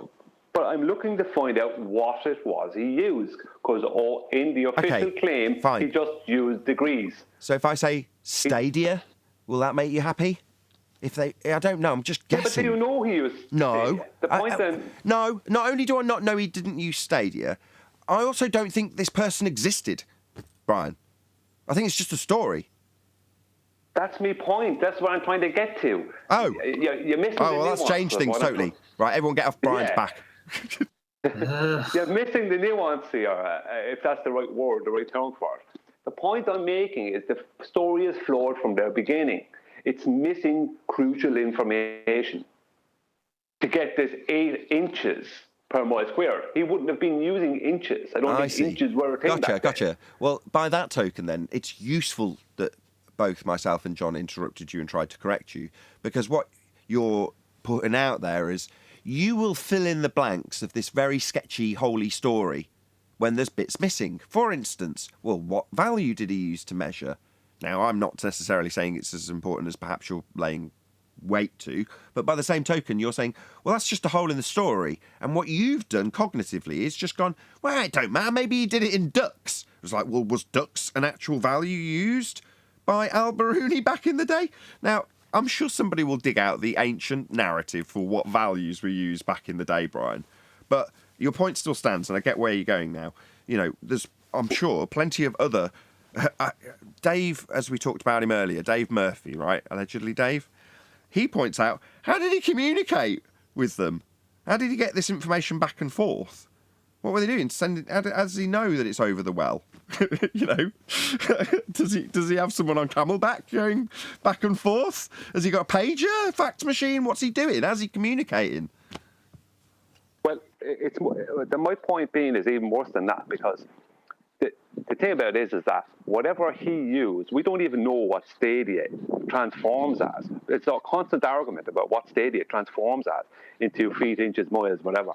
So the point I'm making is, whatever calculation he came up with, it wasn't in feet and inches. And whatever conversion happened, right, between whatever whatever they want to add into that sketchy story and fill in the blanks with. The point is that they have a calculation and a claim that's based off of this guy going up a mountain of a particular height that they have a feet and inches value for. And this mountain, they can't even produce this mountain. It should be a famous mountain that everyone should go up and, you know what I mean? Where is this famous mountain? The point is that the whole story is flawed from the beginning. Like, they just took a story they just made up a story, it seems, with a load of nonsense in it, fill in the blanks nonsense in it. Yeah. And if he existed and did that like this, then the chances are that his calculation, the actual height of the mountain that he came up with, and his actual calculation was different from what they came up with. Maybe that's why they throw in he was right within 5%. Maybe that's their little get out. But he can't be. Because he can't, back to Rabid Dog, isn't it? I know he can't be. I know he can't be. He can't be because it doesn't exist. I get that. But the point is that what they're saying, he was right within 5%. In other words, we don't know what he bloody did if he even existed. No, but what I'm saying is that being within 5% doesn't work on two levels. The one you've already pointed out. The other is that it violates the original height that he acquired from a flat plane with the law of sines. So if he's going to violate that height measurement that he's taken off a flat plane to say I'm within 5% when I bend the very line I started with, that's a mathematical impossibility to state. It's a contradiction in terms. You violate the original angle measurement to get the height to be within 5%. When you bend the line, you just measured as straight. You can't bend a line that you just took as straight because it forms one of the values that Al-Biruni derived. Yeah, but this is the thing. They don't even know the crossover from, let's say he did, right, for speculation, let's say he did exist and he did do something like this. They don't even know the crossover in measurement. So what they give as some kind of an official feet and inches value for some mountain that they can't produce, for some guy they can't prove existed, from some guy that they can't prove existed, what they give, right, if this guy did that, this Al-Biruni did that like that, what he would have come up with, they can't match. Even within their calculation, they can't match it within their story because they don't even know what the conversion would be, because they don't even know what they can't even decide on what a stadia would be. So let's say if we use stadia, we don't know what he did. The whole thing is that the point is that they can't even produce a mountain. They don't have anything. The whole story is a heap of rubbish. It's bunk from the start. Right. And although we didn't spot it, you'd hope at the genius level they put these people up on a pedestal, fake or real. They'd notice that bending the line they started with is a bit of a contradiction. I mean, if a Australian breakfast news reporter recognises that Al-Biruni's measuring the mountain flat to disclaim to his rather young audience that doesn't mean we're on a flat earth, because now we're going to talk about how he bends that line, right? Well, if that guy can recognise it, even though we didn't too deep in debate, can't see the wood for trees, we're all idiots here on flat earth debate, unfortunately. It's just the way it goes. But rejoice, we've spotted it eventually, where these daytime TV hosts spotted it immediately. It does make me laugh that we didn't spot it and they did. Shout out to Mitch for putting that out there, by the way. Again, it made me chuckle so much. They're pointing out that it needs a flat earth, that you can only do this if you start with a flat earth, but it doesn't mean we're not on one? What? Why didn't we spot this in 2015? That's my question. I think you're all shields. I think you're a shield. When they came up with the dual radii, when they realised they were calculating all this from flat Earth elevation angles to Polaris to come up with this dual radii, they needed to come up with a story somewhere, and that's why the story changed. It was Eratosthenes, and then it wasn't Eratosthenes, it was Al-Biruni. You know what I mean? Then it was surveyors. I mean, they keep coming up with these. Then it was LIDAR. You know, God knows what nonsense they come up with. But the point is that they need to come up with a constant change in the story. The story needs to change. They keep on needing to come up with a new story because the origins of their globe is flat Earth elevation angles to Polaris. That's the origins of their dual radii. And that's why they needed to come up with the Al-Biruni story. You know, a sketchy story with a load of holes in it that, you know, you fill in yourself.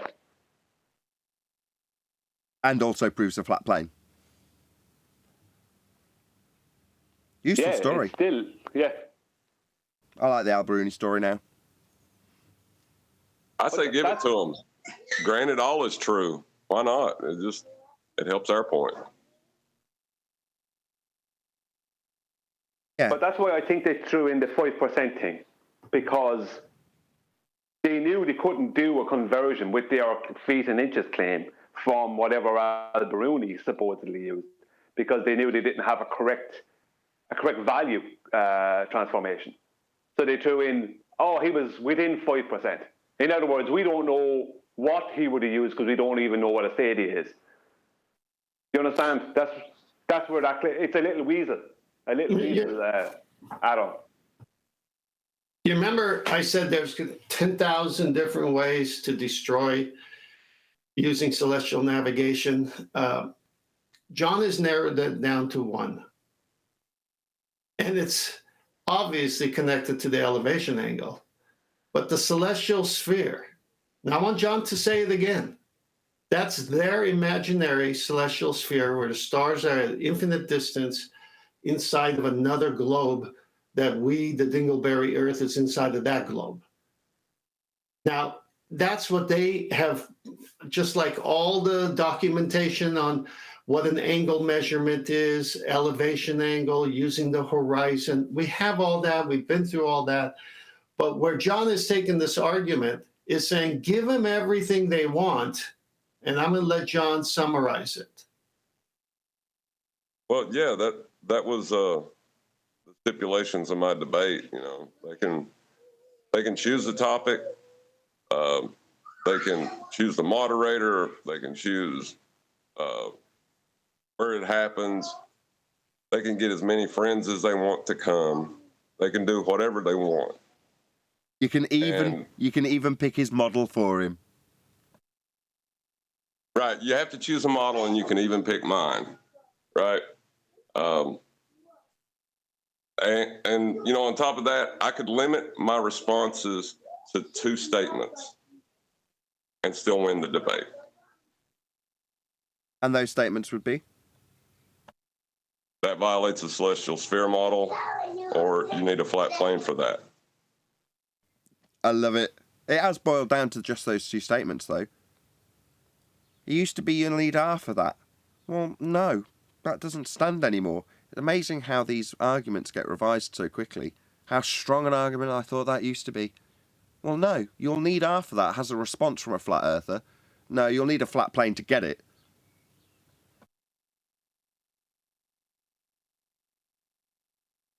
It's epic. It's an epic maturity from where we started. Nathan, I want to go to have you go to Master B. I've got, after that sun article with the sun image about the celestial sky moving, can you go there? I brought it up halfway through, you suggesting John reiterates that very concise point. It was on screen. Okay, I'm going to go through some of these slides. So here's figure 1.1. It shows that plane, that horizontal plane, and then it shows the angle measurement from the 0, the equator line, the plane of the horizon, and then the green would be the co-altitude, the zenith altitude, which is the distance when you times that by 60 nautical miles. So you can see it's a subtraction from 90, which means that whole wafer light blue colored is a disk that's flat, and all measurements derived from the center of a presupposed dingleberry, but really they're coming from a flat disk. Now, if you read this, in reality, the observer is not located on the plane of the celestial horizon. Now, it's clearly labeled that flat disk at the middle of the dingleberry Earth that goes all the way to the edges of the celestial sphere, the imaginary sphere where all the stars are, that is the plane of the horizon they are talking about, a flat plane. Could it be any more clear than plane of horizon? All right, now that I got that out, let's start again. In reality, the observer is not located on the plane of the celestial horizon. Figure 1.2 shows the 3 horizontal planes relevant to celestial navigation. What are they?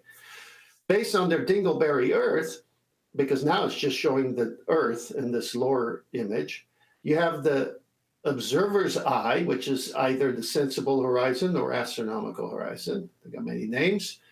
Then you got something called the geodal horizon, which is like a tangent plane, barely touching that round surface of that circle, which they call the sphere. And then you've got the celestial horizon, which is at the center, and you could see it's a quadrant. The Earth, or in this case, a circle, is broken down into 4 quadrants. All of the nautical almanac calculations are based on that celestial horizon on their imaginary center of Earth disk.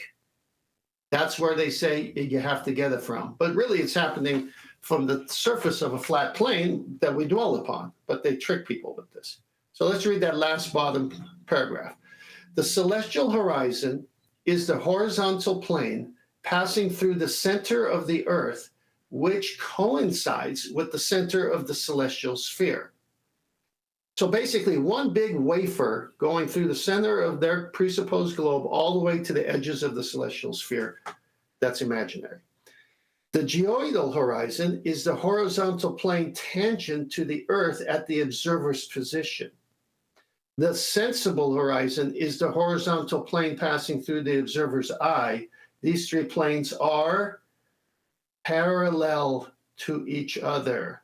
They're tricking you, anti-flat earthers and ballers, by the word parallel. See, it's all flat, it's all a plane, and they have three of them here.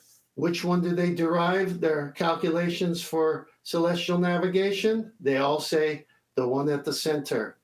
You know why? Because you can't have an elevation angle with a curved baseline. But you definitely can have one if you cut this dingleberry Earth in half and use the wafer that's flat to the edges of the celestial sphere and fool people that that's what you're doing, when in reality, you're doing it because you live on a flat Earth. Next slide. The horizontal coordinate system, which is what we use here on Earth. We're not using a sky map in the sense of having first point of Aries and a grid map that's the stars. We're using it off of the Earth, so it's the alt-as method. Elevation angle measured up from the horizon, which is exactly what the Sexton Manual tells you to do. Z, zenith angle measured from the vertical, which is exactly what the Sexton Manual tells you to do. Azimuth angle measured clockwise from north, which is exactly how you get bearing, and according to celestial navigation. And this is a flat plane that it works on because you can't get an elevation angle with a curved baseline. Next slide. We've seen this before. Now, they may want to say, well, you know, that bottom baseline's got a kind of a curve, and that's the top of a ball's celestial line of position is a circle of equal altitude. It's really not a two-dimensional circle with a straight radii. Well, I beg to differ because you got 90 there. You can't put 90 and say all those things I just said. This is a box, and there's 4 90s here. You got your elevation angle from the observer's position, and it is obviously listed here as 60 degrees. I'm sorry, yeah, 60 degrees. So you minus 60 elevation angle from 90, which again tells you it's a flat baseline because 90 is a right angle. Okay, right angles are perpendicular, 2 lines, that's flat. Then you have 30 left over for your zenith angle, times that by 60 nautical miles, your 1,800 nautical miles zenith distance from the GP of the star to the observer, and that's done by the co-altitude complement angle, and that's a box, makes up the box. 2 right angles here basically make up a box. Next slide. So the North Polar Star in this image showing a captain of a ship. This is weird because this is a sensible horizon in this image. He's got a bubble sextant, but no bubble sextants are used at sea because there's too much motion. They're used from airplanes, okay? But let's go with it. It is a right angle. And they're saying you don't need the horizon. All right, well, we'll see about that. Next slide. I took a red line and showed how a mariner would do it with a real sextant. He'd shoot the horizon, as the red line depicts, but he's got to do something else. Next slide. He's got to do height of eye correction, and he brings the red line down to the surface of the ocean. I have listed so many citations where it says, get your eyeballs on the ocean with the height of eye correction. Why? Because now you could see what they would represent as the geoidal horizon in the red line, the sensible horizon in the dotted line, and both are right angles. And the GP of the star, well, let's see, go to the next slide. That blue line would depict the GP of the star, a right triangle. This is why you minus from 90, your vertical. It's ball game over for these jokers. Any questions? Good presentation. I do have one. In the celestial sphere model, where are 3 horizons demonstrated? There aren't. There's only one horizon. That's why it's a killer. Bravo, John. I'm so impressed. So impressed. Well, it's a logical headlock, isn't it? Like anything that they assert outside of that model is contrary to their model. And they need a flat plane for that. Well, it might not have been the case that we got there so succinctly in 2022 if it wasn't for the fact that we didn't spot this first. So would we have got to the point where we could debunk their horizon or get to the point where we appreciate that models were pseudoscience and a reification fallacy, if we had appreciated that they've measured an angle measurement from a flat plane first, because then we wouldn't be able to say, we've only got one horizon, the horizon in your begging the question, proof of nothing perspective hijacking earth curve maths, another thing that we might not have debated and pulled apart if we'd have just realised straight away that they can only measure these angles off a flat plane in that particular methodology and argumentation. You might not have pulled apart all the other things, and we might have found that we're now just in a different boat arguing about curve calculators in 2022 because we've still got a geometric horizon in play, for example. It's nice that the way it's broken down over the years has led to a position where when we're pointing out that you can only get an elevation angle measurement off a flat plane, and they then start appealing to dip angle corrections to geometric horizons that we've debunked 2 years ago, that's what we point out. Now, we've only got one horizon, and the horizon that we see is an Earth curve. You're the ones telling us that in 2022, telling us that we wouldn't expect to see a geometric horizon, and that the geometric horizon only exists in maths.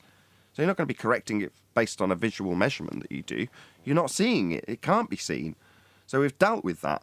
So what are we left with? Well, we're just left with an angle measurement of two straight lines, meaning Earth can only be flat. It is that simple. Any last comments? Correct. Before I ask everyone to stay tuned? Everything is timing, Nathan. And like you said, it's important, all the other arguments that we went through, but everything is timing, and it was the perfect timing. Hopefully so.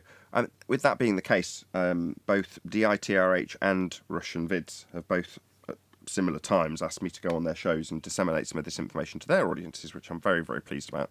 So I will liaise with them, although I've had a horrendous week over the weekend, and hopefully tie down a time for both of those shows, which are very different audiences. They actually don't like each other, which is a bit of a weird one, but there we go.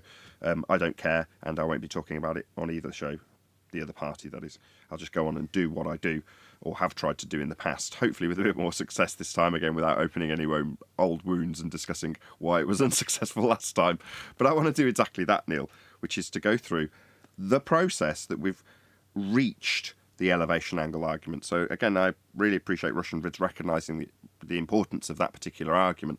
But what is equally important is the road that gets you there, so that as an audience member, you're not going to get there after one show, but you might realise the importance and why it's important and how we've got to that importance if you've got a bit of background history in terms of science and the scientific method, and the black swan, and the gas pressure without a container argument, and then the elevation angle argument. But you've got to really have a good grip on all of those to be able to get to a point where you can say, no, Earth must be and is measured flat. Also, I'm going to do a quick plug. So if you're watching this on either Nathan Oakley 1980 or Nathan Oakley, stay tuned, as there will be an after show after this little blurb. But go and subscribe to my second channel. If you didn't want to become a member, which obviously costs money, then you can watch the Uncut and after show, which comes straight after this live show will round out on that channel. So Nathan Oakley is the name of my second channel. And hit the subscribe button there, and then maybe 3, 2, maybe 4 sometimes if it's a weekend, days later, you can just watch the full unedited show go out in full. But if you are a member, you get it straight after the recording's ended, because I upload it immediately and then publish it to the members. So check that out. But yes, was there anything else anybody wants to plug, as I've been doing it and I don't want to be selfish? Can we hear those when you go on Russian Vids and David Weiss? Will we be able to hear that? I would imagine so. They'll just broadcast them on their own channel. But I've put across to them what I see as a point we've reached in the road where we're now debating with what I would most definitely call advanced flat Earth arguments. And again, without opening an old wound for Dave, the reason this has happened is because he went on Sean Atwood's show and discussed some of what I would call less advanced arguments, and they didn't do so well in the mind's eye of others, I might add. Not necessarily me, I don't necessarily have that opinion. But that's what spurred this on, for me to say, well, okay, well, it's all well and good me saying, well, you can come to my show. There's a lot of people who don't like me. And there's also people who are sympathetic to me that have got audience members that don't like me that are going to have me put in their face just so they understand and appreciate the importance of the argument that we're putting forward here, regardless of whether or not they like me or my show, and therefore might not come across that argument or that process as a result of not wanting to watch me. Or you, Neil. Specifically you, Neil. I would like to object to this being called an argument at this point. Yeah, go ahead, and that will be the point to round out the live show and ask people to stay tuned. Good one, John. Go ahead. Yeah, debate requires a point of contention. We all need a flat plane, and to assert it's a sphere violates the celestial sphere model. Right. So they're in trouble. There's no point of contention if both sides require a flat plane in order to actually derive a globe model, which violates the angle that they've taken in the first instance. But there we go. So with that, I'm going to say if you are watching this on either Nathan Oakley 1980 or Nathan Oakley premiering streams, then stay tuned, as there will be an after show to follow. Unfortunately, if you are watching this live, this is where we bid you farewell. So a huge, massive, enormous thank you to all of you who smashed the super chat, liked, commented, shared, subscribed. Maybe you joined as a Nathan Oakley 1980 channel member as a result of me plugging all of these shows that are going to come out over the weekend. So join if you want to, or watch on the second channel if you don't. Once again, stay tuned if you're watching on an after show. I've been Nathan Oakley, and I will see you all in the next video.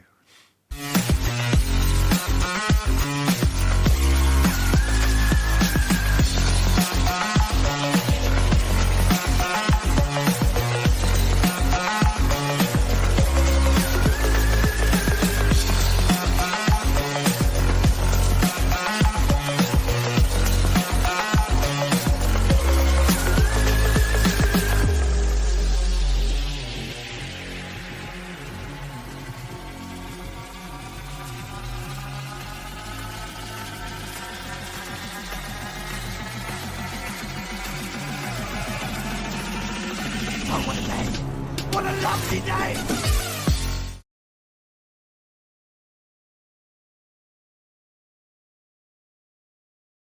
And when something is laid out so simplistic. I and so agree, true. Eli. I agree.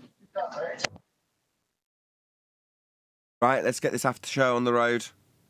And Any here's what I attendees say: in? if I can if I can understand this, then there's no reason anybody else can't understand it. So I don't believe that nonsense. Why are you putting yourself down? Why would it imply that you shouldn't get it? Well, just that I never graduated high school. I never went to college. You understand? I don't have the So what? education you have, but I understand this. That's I'm because you're not not putting myself stupid. down. Yeah, just because you didn't graduate high school doesn't make you stupid. You're not stupid. That much is self-evident, Neil. Oh, I didn't say I was stupid. I'm just saying, if I can understand this, then anybody can. Come on. Yeah, but it's the I'm a self-deprecating carpenter. tone I can sense in it, and you even backed it up immediately without even hesitating, which you say, well, I didn't go to high school. So in some way you're inferring that you're of lower intelligence, and you're not. My point is that stupid people might not get it, but you're not amongst them to say, well, if somebody who didn't graduate high school, there's plenty of people who didn't graduate high school that are extremely intelligent, and there's plenty of people who did that aren't. So it doesn't. Well, it's Neil, not comparable. Neil, there's some people who went to school in different levels, and then after, where most people quit school and get a job and do things, they went and got masters and PhDs and all these things. And these people are saying that the curved line is straight. So you are smart. Oh, I don't know if anyone saw my video about what is hi-fi, but in that video I plugged a guy called Robot Underground, and he's got all sorts of views on every single subject. He's not just hi-fi. It's one of the reasons I like him. He's got a lot of opinions on everything.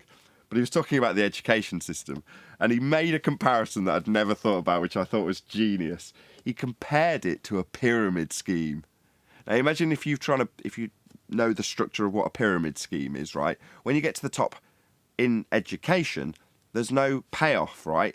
So in a pyramid scheme, you go into it with the investment and you hope that eventually there'll be some payoff at the end, right? There's always the talk of a guaranteed payoff at the end of the pyramid scheme, right? But everybody above the top 2 or 3 people all get screwed and left with nothing.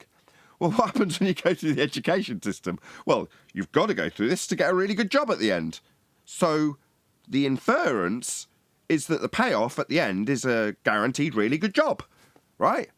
Is that at the end of that pyramid scheme? Is that actually a real thing that they actually offer? It doesn't exist at the end of the system, does it? So it's a pyramid scheme.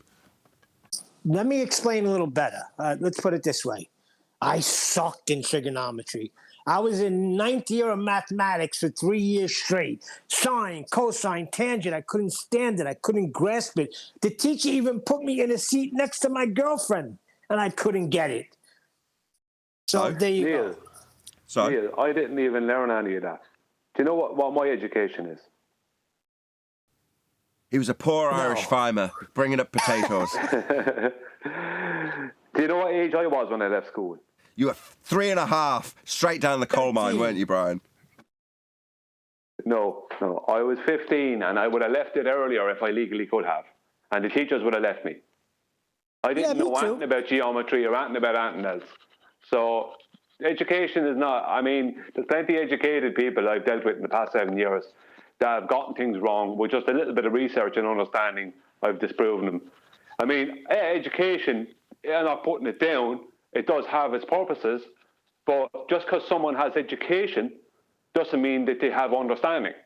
Exactly. You should have. I understand that. I got all my education here on this show. Neil, just pay more attention. You should have used Brian as an example. I completely agree, Brian.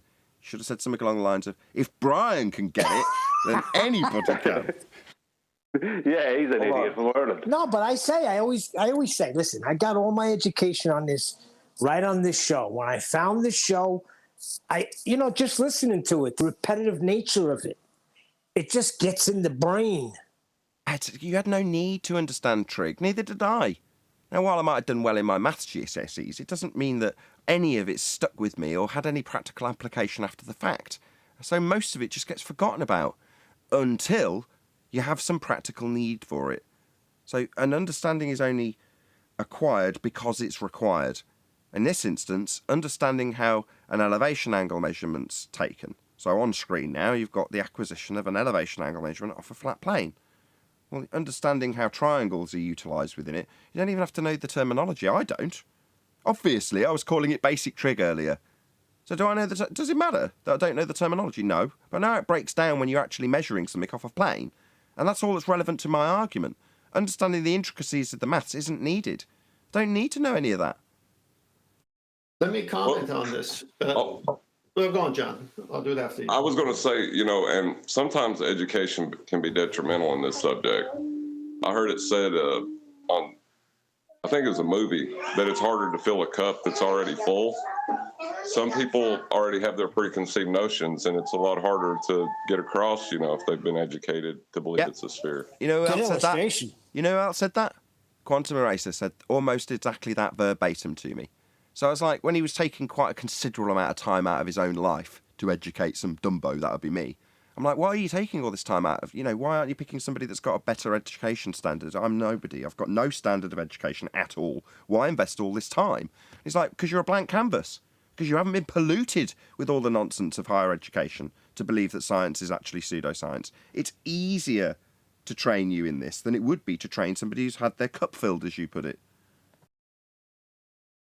Let me go to what I was going to say, and I need John's involvement here. John, what are you educated in, and what degrees do you have, and how high up the scale in your particular field did you go? I sell propane and propane accessories. I wasn't expecting that, but that was good. I have dual bachelors in electrical engineering and mechanical engineering. I'm a EPRI certified instrumentation technician. And Kimbo. That there was a lot of long words, son. Hang on. I got a point to make. So go on, John, finish up if you haven't already. He's got more? Well, I don't know. Well, I was going to say, I'm a field engineer, but that. Okay, that's good enough. Now, I'm none of those things. And yet John and I agree on what an elevation angle is. John and I agree on what the celestial sphere argument that he just put out with 2 sentences and destroyed the globe light, that all these other people who went through all the academics are told is true. And yet here's John with degrees, bachelor's, and an engineer. My mind doesn't even work that way. And yet he and I, through our own research and development, agree. Now, we're going to get people on the other side that come and say, well, I've got 40 years in this field, or I've got 30 years in this field. Well, yeah, but what information have you allowed to come in, and have you vetted it out, and is it true?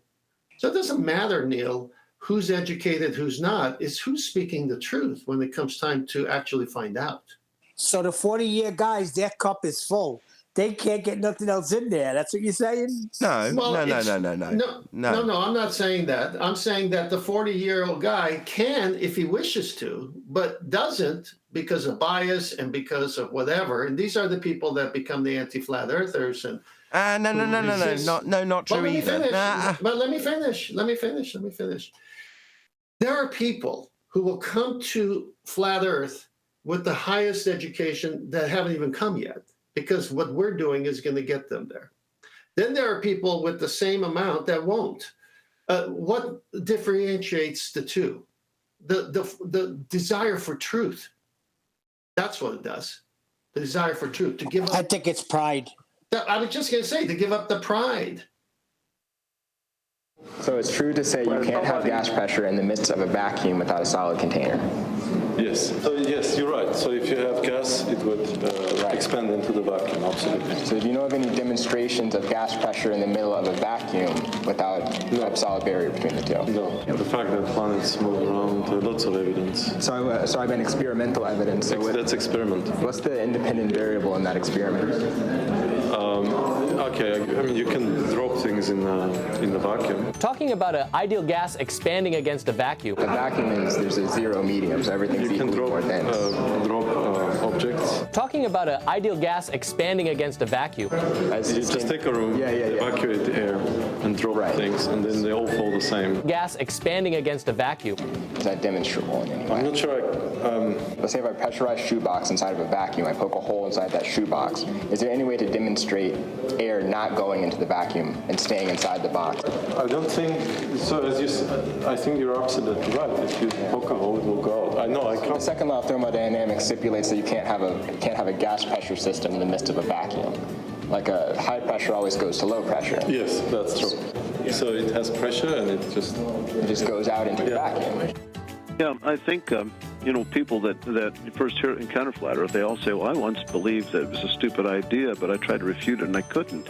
Well, that's because you didn't go to the right sources. You went on the internet and you heard these arguments from flat Earthers that you couldn't answer. Yeah. Just because you didn't know the answers. I know the answers. I haven't encountered an argument yet I couldn't refute. So how do you have gas pressure without a container?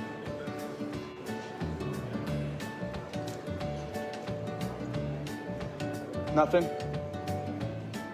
Danny Faulkner, PhD astrophysicist.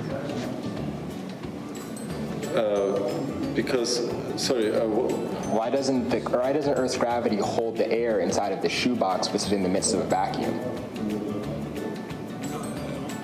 Because the gas has pressure. So it has pressure and it just goes out into the vacuum. Sorry, I need to go. Got it. All right.